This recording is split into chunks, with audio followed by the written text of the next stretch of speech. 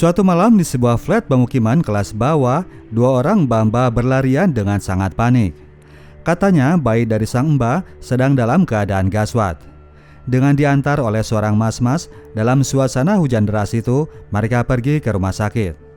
Carlos si bayi tadi rupanya baru kena guyur air mendidih. Tadi balita ini telah dibiarkan main sendiri, sementara emak dan kakaknya mabuk-mabukan di dalam kamar. Dokter kemudian datang lalu memberikan laporan bahwa setengah badan Carlos sudah melepuh dan kini kondisinya sedang kritis. Carlos ternyata berhasil bebas dari kondisi kritis dan tumbuh menjadi anak normal pada umumnya. Insiden dulu itu hanya menyisakan bekas di kulit yang terlihat sampai leher. Tahun 96 itu ia sudah menjelang berangkat remaja. Lingkungan tempatnya tinggal kini telah berkembang menjadi pemukiman kumuh yang dipenuhi aksi kriminal. Karena kondisinya yang sudah mirip lingkungan Bronx di film Fort Apache The Bronx, maka kampung ini sering disebut sebagai Fuerte Apache. Kabar-kabarnya sedang terjadi ketegangan di antara para bandar narkoba. Sewaktu-waktu seorang boy yang bernama Agus datang ke sebuah lokasi seorang pengedar yang bernama Johnny. Agus ini sudah mengetahui bahwa si Johnny sudah mencampur sebagian kokain bahan jualan dengan baking soda. Ia meminta jatah kokain curian dengan ancaman akan melapor Coki soal kelakuan Johnny. Alih-alih dikasih, Agus malah dapat tikaman pisau dari Johnny. Tidak hanya tikaman pisau, sekalian anak buahnya ia suruh untuk mendor kepala Agus di siang hari bolong di sebuah area terbuka. Kejadian itu pastinya menggegerkan seluruh warga. Carlos dan temannya Enzo yang mendengar hal itu langsung ngecek ke lokasi TKP. Mereka tidak lama berada di sana karena paman Carlos keburu datang dan menyuruh mereka pergi. Paman Segundo yang dipanggil ayah oleh Carlos ingin agar anak ini menjauhi urusan orang-orang bandar. Sang paman memang sudah berperan sebagai ayah bagi Carlos yang keberadaan ayah kandungnya sudah tidak jelas. Meskipun sudah memiliki banyak anak, sang paman tetap tulus mengurus anak dari adik iparnya ini. Sebagai usaha untuk menjauhkan Carlos dari lingkungan yang gak betul, sang paman yang pekerja bangunan ini mulai membawanya ke tempat kerja. Carlos ia bawa agar lebih fokus ke hal yang positif ketimbang bergaul dengan anak-anak begundal. Untungnya sang anak sendiri tidak banyak membantah, apalagi di sana ia bisa ketemu dengan Mirta, anak bos dari sang paman. Keduanya yang teman satu sekolah sudah lama pacaran, namun sampai saat itu mereka masih merahasiakannya dari bokap Mirta. Di luar hal itu, Carlos memang sudah punya aktivitas sendiri yaitu bermain sepak bola. Sejak dari kecil, anak ini sudah bergabung dengan sebuah klub sepak bola yang bernama All Boys dan paman Segundo selalu datang mengantarnya bertanding. Suatu hari saat mereka sedang bertanding, seorang scout dari klub Argentinos Junior datang melakukan pantauan. Carlos sendiri saat itu bermain baik, ia berhasil mencetak hat-trick. Madoni. Segundo, boleh. Selepas pertandingan, sang agen datang mengajak bicara dan menawarkan Carlos untuk bergabung dengan Argentinos. Carlos saat itu masih belum tertarik, meskipun dikasih tahu bahwa Argentinos adalah klub pertama dari Maradona sang idola. Rupanya sekeluarga Tevez ini ternyata fans dari klub rival yaitu Boca Juniors. Meskipun dijanjikan akan mendapatkan progres yang lebih cerah, Carlos cilik menolak tawaran Argentinos. Perkembangan terjadi di kalangan para gangster. Chico, bosnya Agus di geng RT6, sudah menangkap Erwin, anak geng RT1. Dari mulut Erwin, muncullah nama Johnny sebagai tersangka pembunuh Agus. Chico berniat melakukan balas dendam terhadap anak geng RT1. Suatu hari, Carlos sengaja dibawa oleh Segundo dan adik-adiknya untuk mengunjungi TV, suami berikut dari Fabiana, ayah tiri Carlos yang sedang mendekam di penjara. Segundo sengaja mengajaknya sekalian untuk mengajarkan arti konsekuensi, jika kamu melanggar, beginilah akibatnya. Namun untungnya si TV ini, meskipun ayah tiri, tetap berusaha agar Carlos menjadi anak yang punya tujuan hidup.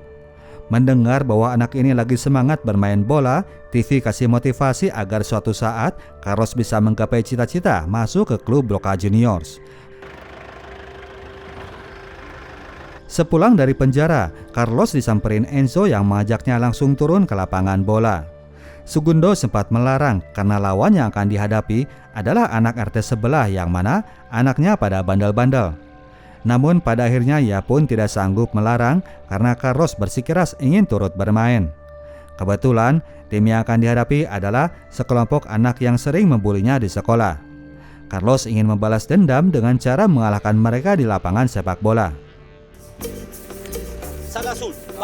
Sebagai anak SSB, Carlos dan Enzo pastinya lebih jago daripada mereka yang bisanya cuman petantang-petenteng. Beberapa gol kelas tarkam Carlos lesakan ke gawang mereka. Segundo yang ambil lembur demi memenuhi kebutuhan keluarga yang akan segera mendapatkan anggota baru hanya mampir sebentar di dalam rumah. Dia pun langsung cabut lagi meninggalkan Adriana yang sedang hamil tua bersama dengan 2 anak bocilnya. Beberapa waktu kemudian terdengar suara orang-orang berteriak di luaran rusun tempat mereka tinggal. Anak geng RT 6 telah datang berniat untuk melakukan balas dendam. Adriana yang merasa hariwang langsung pergi keluar mencari Carlos. Di lorong, ia sempat papasan dengan Johnny yang sedang memegang sepucuk pistol. Orang ini lagi ngumpet dari kejaran geng Chico dan kawan-kawan. Makin panik Adriana, ia pun segera bergegas menyusul ke lapangan bola. Sementara itu di lapangan, Carlos dan kawan-kawan masih asik menghajar lawan yang kini mulai melakukan perlawanan. Tidak mau terus dipermalukan, mereka akhirnya mulai main kasar dan Carlos harus mengalami luka. Suasana mulai panas, kedua kubu hampir saling hajar sampai kemudian lampu mulai padam diiringi suara tembakan. Orang di lapangan pada bubar, Adriana lalu datang untuk menarik Carlos agar segera pulang.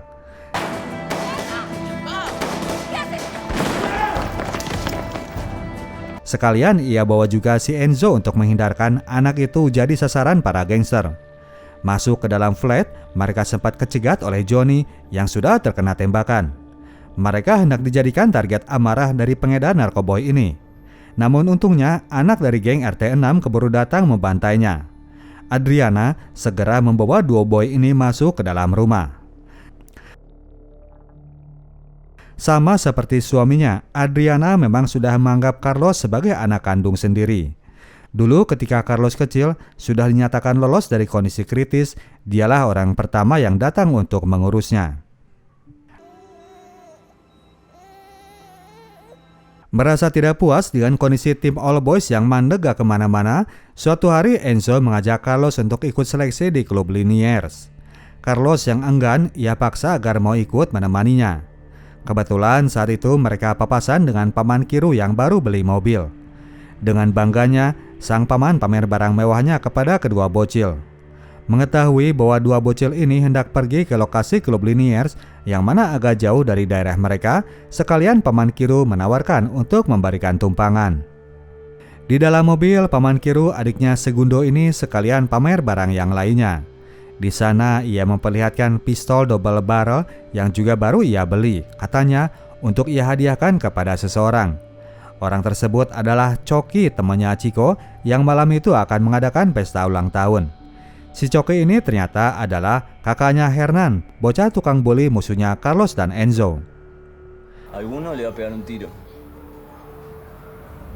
Di lokasi lapangan Liniers, proses seleksi telah dilakukan dan Carlos berhasil masuk di antara beberapa boys yang diikutkan ke seleksi berikutnya.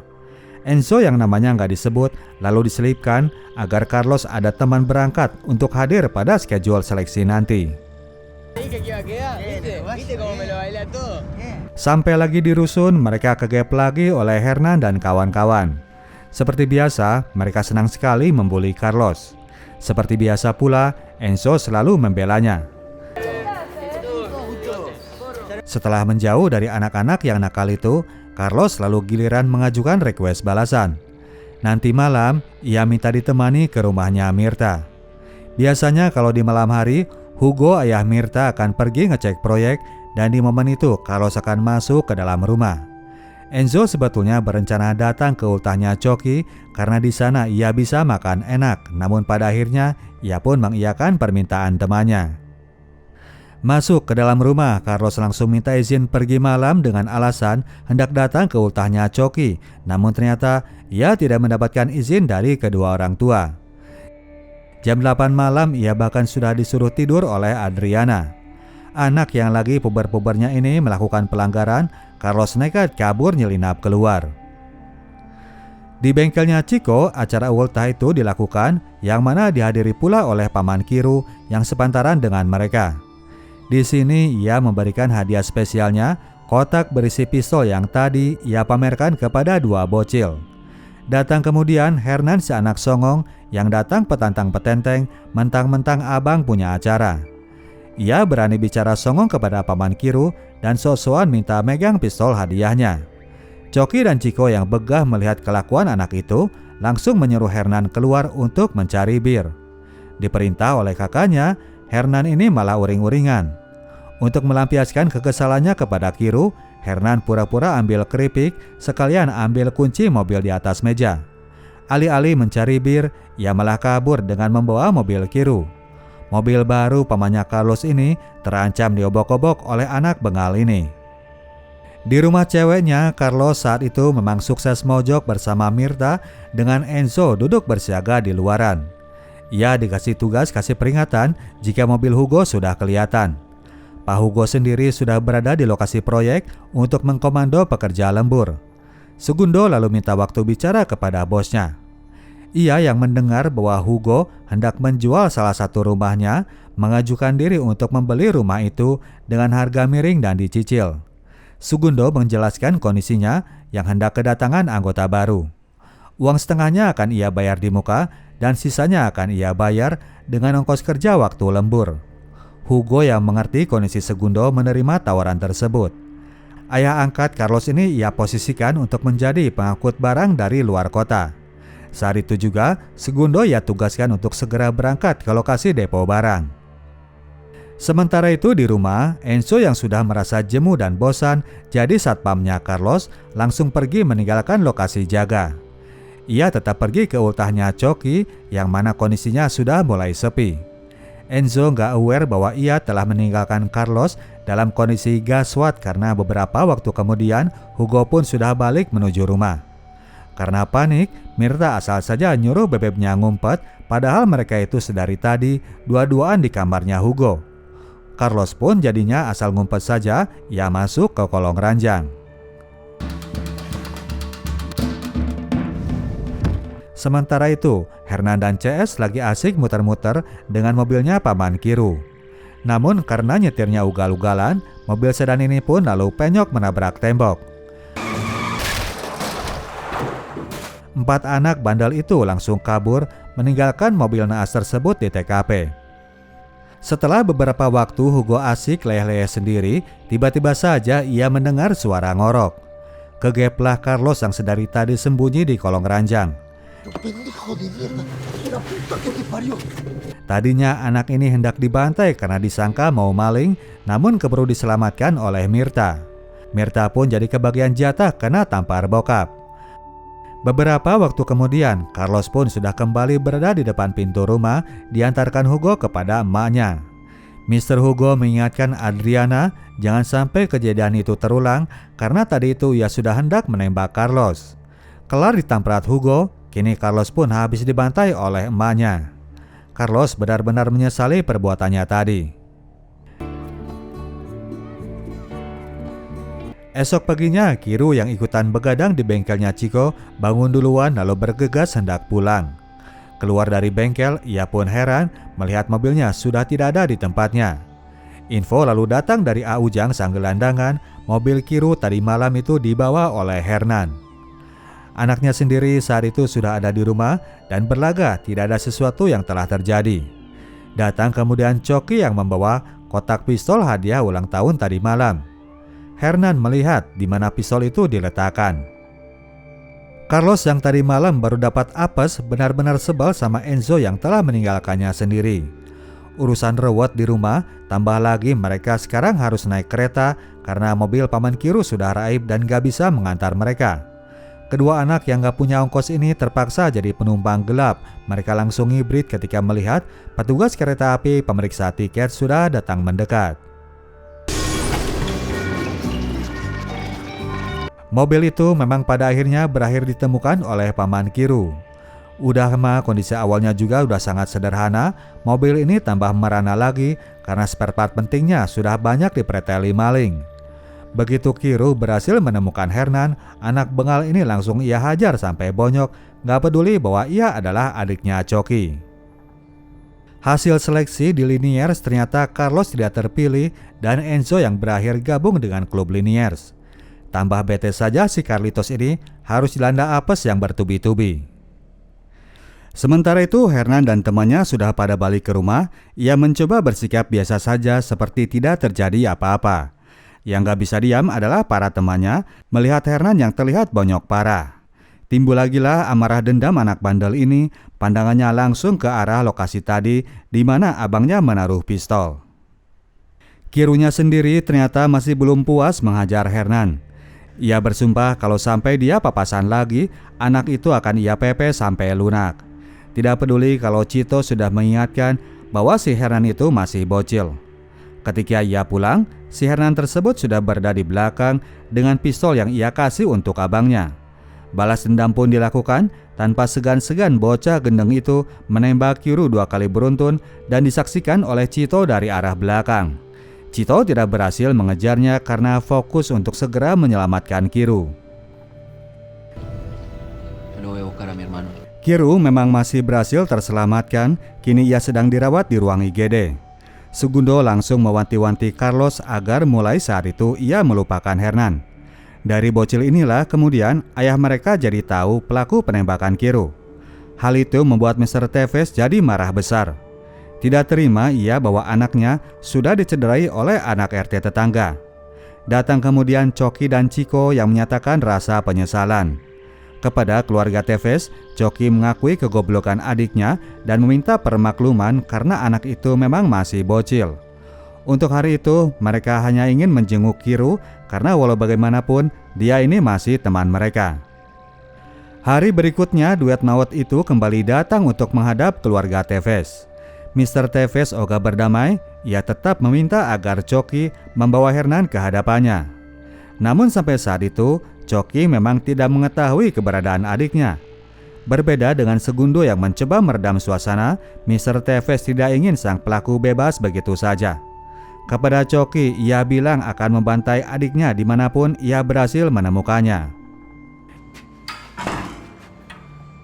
Di rumah, Mr. Tevez ingin merencanakan misi pembantaian Hernan, namun Segundo tetap ogah ikut ayahnya. Dia kini lebih mementingkan keselamatan keluarganya dan tidak ingin ada TV lain di keluarga mereka yang berakhir masuk penjara. Hari itu, Carlos lagi-lagi bolos sekolah demi mengikuti kemauan Enzo. Kali ini mereka datang ke klub All Boys sebelum berangkat ke Liniers. Enzo ingin pamitan kepada Propato sang pelatih. Sementara Enzo lanjut pergi ke klub barunya, Carlos lanjut latihan di klub lamanya. Selesai latihan, Propato yang merasa kehilangan Enzo memohon agar anak ini tetap stay bersama klubnya. Klubnya lagi bagus-bagusnya, Propato menginginkan agar tahun itu klub mereka bisa jadi juara Liga U12. Carlos berjanji akan tetap setia kepada pelatihnya ini. Pusing-pusing mikirin urusan Kiru, Segundo langsung mendilkan pembelian rumah milik Hugo. Rumah itu sendiri masih perlu banyak perbaikan, namun yang penting ruangannya lebih luas dan lokasinya masih nggak jauh dari rumah orang tuanya. Esok harinya mereka pun sudah pindahan ke rumah baru mereka, meskipun masih harus dilunasi dengan jam lembur sampai 2 tahun ke depan. Beberapa waktu kemudian Kiru sudah mulai pulih dan hari itu ia dijemput oleh ayahnya dan Cito untuk dibawa pulang. Satu hal yang ia minta dari ayahnya ketika nanti sampai rumah adalah sepucuk pistol. Kiru bertekad melakukan balas dendam. Suatu hari mereka tiba-tiba kedatangan TV yang baru keluar dari penjara. Segundo tentunya kaget alang kepalang karena tanpa angin tanpa hujan TV bisa keluar begitu saja.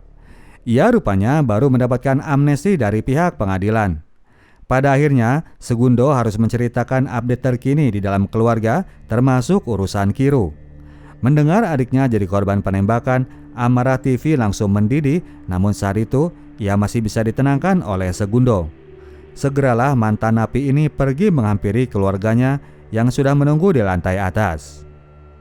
Karir Enzo di Liniers ternyata tidak berlangsung lancar. Meskipun bagus dalam permainan, ia kalah posisi dengan anak titipan Dewan. Akhirnya di pertandingan berikutnya, ia pun mulai jadi pemain cadangan. Jalan berkerikil juga sedang ditapaki oleh Carlos. Adriana yang ngepoin buku sekolah, kini sudah tahu bahwa Carlos sudah beberapa kali bolos sekolah. Akhirnya ia pun disidang di hadapan ibu guru. Hasil dari sidang itu, untuk sementara waktu, Carlos harus melupakan urusan bola dan fokus kepada pelajaran. Karena hal itu, ia pun jadi absen di pertandingan All Boys yang berikutnya. Padahal saat itu Ramon sang agen sudah datang dengan membawa orang dari Boca Juniors. Selepas pertandingan, sang agen lalu mendekati Propato untuk bertanya perihal Carlos. Pelatih All Boys ini langsung ngeblok pembicaraan. Ia tidak mau kehilangan pemain pentingnya di saat tim sedang sangat membutuhkan. Namun pada akhirnya ia pun tersadarkan bahwa dirinya tidak ada hak untuk menyandara seorang pemain. Akhirnya siang itu juga Propato langsung pergi mengantar Ramon ke rumahnya Carlos. Ketika ditemui, Segundo tadinya males meladeni, namun ketika tahu bahwa sang agen sekarang sudah bekerja untuk Boca, ia pun mulai goyah. Deal-dealan sudah terjadi antara Propato dengan Ramon. Jika Carlos bersedia, dia akan main dulu sampai akhir musim dengan All Boys sebelum gabung dengan Boca. Kini tinggal minta restu dari Mama Adriana. Sang mami yang tegas ini pastinya tidak gampang kasih izin meskipun yang datang adalah dari klub Boca ataupun Barca. Carlos harus tetap mementingkan sekolah agar bisa keluar dari lingkungan apase yang suram itu, karena kalau di sepak bola bisa saja ia nanti gagal. Akhirnya disepakati Carlos boleh mulai gabung dengan Boca selepas nanti beres ujian. Meskipun Carlos baru bisa gabung belakangan, namun surat kontrak tetap harus segera diteken. Disinilah Carlos yang aslinya menyandang nama belakang Martinez mulai memakai nama Tevez, nama dari pihak keluarga Segundo, agar kontrak itu bisa diteken saja oleh UA merangkap ayah angkatnya ini. Jika nanti Carlos sudah didaftarkan ke PSSI-nya Argentina, barulah mereka akan meminta tanda tangan ibu biologis dari Carlos. Jalan mulai agak cerah bagi Carlos berbanding terbalik dengan Enzo yang makin terpuruk di klub barunya. Sampai ke rumah, anak malang ini harus pula menghadapi suasana madesu melihat kelakuan Chico dan Coki serta kawan-kawan yang kelakuannya cuman madat. Menghadapi urusan Hernan, mereka memang sudah angkat tangan. Saat itu anak tersebut memang sedang diburu oleh Cito dan Kiru. Dengan brutal, kedua adik kakak ini main tembak sekenanya kemanapun mereka melihat gerakan aneh. Tetangga sekitar sampai dibikin ngeri dibuatnya. Mereka saat itu keburu pergi, padahal si Hernan ini sedang berada gak jauh-jauh dari mereka. Anak itu langsung bikin serangan balasan, dan objek yang jadi sasaran adalah rumah barunya Carlos dan Segundo yang ada di depan jalan. Dengan brutal ia menembaki kaca-kaca rumah. Terang saja seisi rumah jadi panik. Masih untung bayi Adriana gak langsung brojol saat itu juga. Segundo sempat mengejar menuju persimpangan gang. Dari sana ia menyerahkan urusan kepada adik-adiknya. Ia langsung balik untuk fokus kepada keluarga. Adriana memang sedang panik berat karena rumah mereka isinya bocil semua. Oleh karenanya ia pun jadi marah besar kepada Kiru karena ulah adik iparnya itu kini keselamatan keluarganya jadi ikut terancam. Gusar diomelin kakak ipar. Pagi itu Kiru langsung datang ke bengkelnya Chico. Sekali lagi ia minta agar Coki mau jujur dan nge-spill lokasi persembunyian Hernan. Chico dan Coki yang tadinya merasa bersalah malah balik kesal mendapatkan perlakuan itu dari Kiru. Chico akhirnya mulai kasih banter. Kiru kemarin itu harusnya bilang dan minta ganti saja kepada mereka, jangan lantas membabi buta menghajar bocil. Sekarang mana mungkin seorang kakak akan menyerahkan adiknya untuk dibantai. Buntut dari perdebatan itu, akhirnya Kiru memutus hubungan friend dengan Coki dan Chico mengajak temannya agar tidak lagi mempedulikan keluarga Tevez. Hari itu Carlos diantar oleh semua anggota keluarga untuk menjalani trial di tim angkatan muda Boca Juniors. Suasana baru dihadapi oleh Carlos yang terbiasa dengan gaya main ala jalanan. Kebiasaannya main seruduk dan masih terlalu main individu jadi keluhan para rekan. Di ruang ganti ia terus diomeli oleh sang kiper yang ternyata adalah kapten tim. Sempat ngadat, namun Carlos ngiler juga melihat anak-anak ini yang sudah pada ditempatkan di rumah tersendiri agar bisa fokus bermain bola. Meskipun masih perlu banyak diasah, namun secara keseluruhan pihak Boca menilai bahwa Carlos punya bakat yang menonjol. Ia pun akan mulai didaftarkan sebagai anggota tim. Pendaftaran resmi ke pihak AFA harus mengandung dokumen yang otentik, dan karena akta lahir Carlos diteken oleh ibu kandungnya, maka persetujuan pun harus memakai tekenan yang sama. Selama itu ternyata si Carlos ini belum tahu bahwa dia adalah anak tantenya. Untuk saat itu, Segundo dan Adriana masih memutuskan untuk tetap menyimpan rahasia. Melihat prospek yang sudah ada di depan mata, pasangan suami istri ini pada akhirnya harus ambil sikap bahwa prioritas Carlos ada di sepak bola. Masalahnya beberapa hari ke depan, anak ini harus mengikuti pemusatan latihan yang diadakan di luar kota. Adriana sendiri agak berat melepasnya, bagi dirinya sekolah tetap yang utama. Ia mengkhawatirkan nasib Carlos jika nantinya dia nggak berhasil sukses di sepak bola dan harus terjebak di apase selamanya. Pulang dari Boca, mereka mampir ke warung sebentar. Di sana rupanya sudah ada Chico yang sengaja mencari Segundo. Dia ingin mengajak bicara mengenai urusan Hernan. Mewakili Coki, Chico meminta agar sementara waktu keluarga Tevez berhenti ngubar anak itu agar suasana bisa dingin untuk sementara waktu. Chico mengkhawatirkan kebisingan ini bakal mengundang perhatian aparat. Untuk itu ia berjanji akan mengirim Hernan keluar kota agar tidak lagi mengganggu keluarga Segundo. Meskipun tidak yakin bahwa kelakuan Hernan akan berubah, Segundo menyetujui deal-dealan itu. Sampai di rumah ayahnya, pihak keluarga ternyata tidak mau percaya dengan omongan Chico.